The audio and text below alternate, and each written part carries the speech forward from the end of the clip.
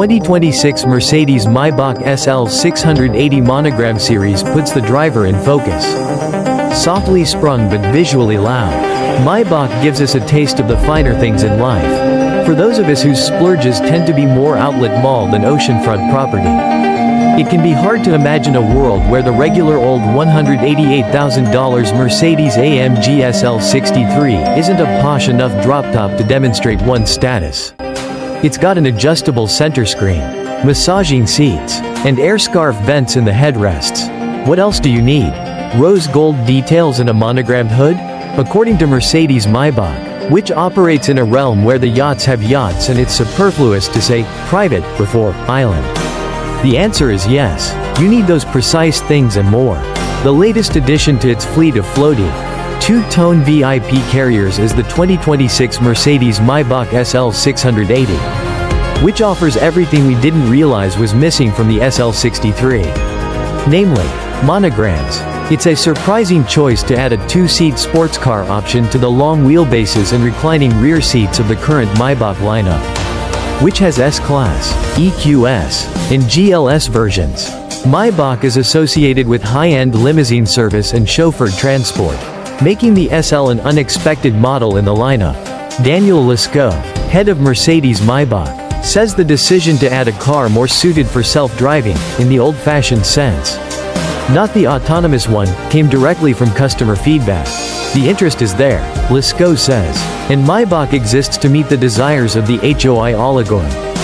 In this case, Maybach soothed the savage beast of the AMG SL with a softened suspension, more sound deadening, and a dialed-back performance tune while amping up the visual impact with two-tone paint schemes and Maybach-specific design elements. The drivetrain remains physically unchanged from the non-hybrid SL63.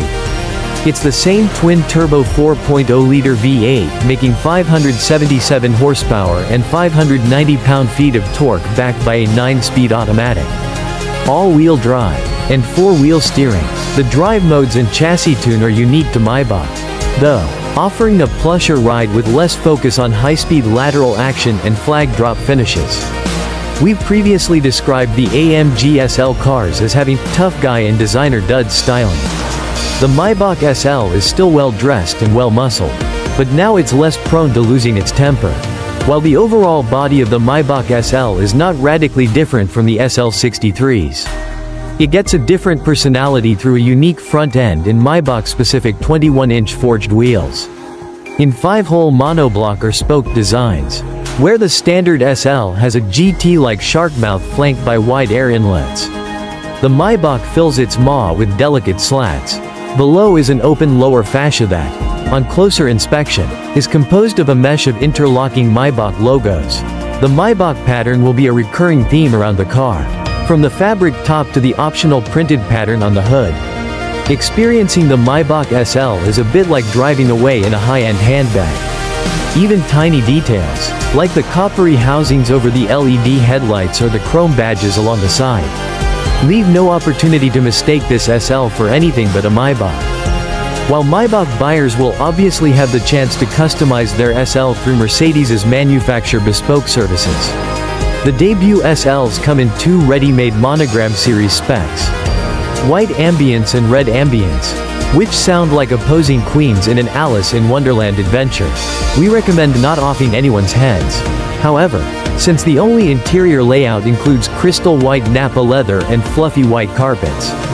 Truly, is there anything that screams disposable income more than white floor mats? You'd need a carpet cleaner on retainer. They can live on one of your yachts. Neither of the monogram paint schemes is a subtle package. But then again, who buys a convertible and a Maybach, for that matter, to blend in?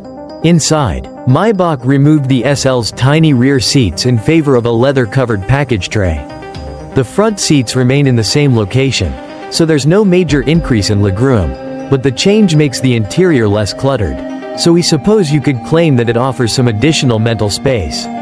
The remaining front seats are softer than in the Mercedes version, with additional padding in the backrest and the bottom cushion.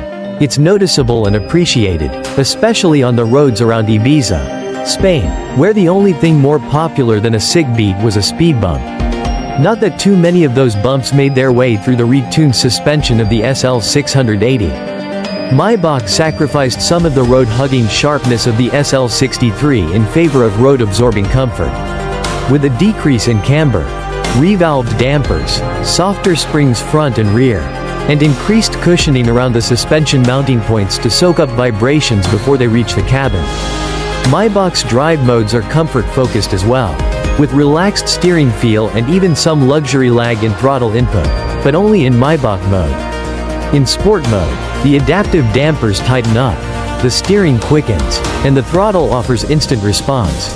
Although Maybach claims that the SL680's Sport mode is still softer than even the Comfort mode in the SL63. These changes, plus the additional weight of the SL680's sound deadening and rose gold details, should add close to a second to the 3.0 second 60 mph time we got from the SL63. Since this is your island-only car, there are surely plenty of track monsters in your mainland garage. It may be off-brand to admit it, but there were things we liked better about the softened-up SL. In the user-configurable individual mode, with Sport's responsive throttle and Maybach's relaxed suspension setup, the SL680 swooshed around corners with none of the jitters or sidestepping of its more athletic competitors. It's almost a forgotten pleasure to go fast without feeling every pavement imperfection drummed up your spinal column. If this is luxury, we like it, certainly. It's a delight from the right seat, where a harsh ride feels worse when there's no driving task to distract. Passenger princes and princesses will be suggesting the Maybach for all outings. So what's the downside to Maybaching it up?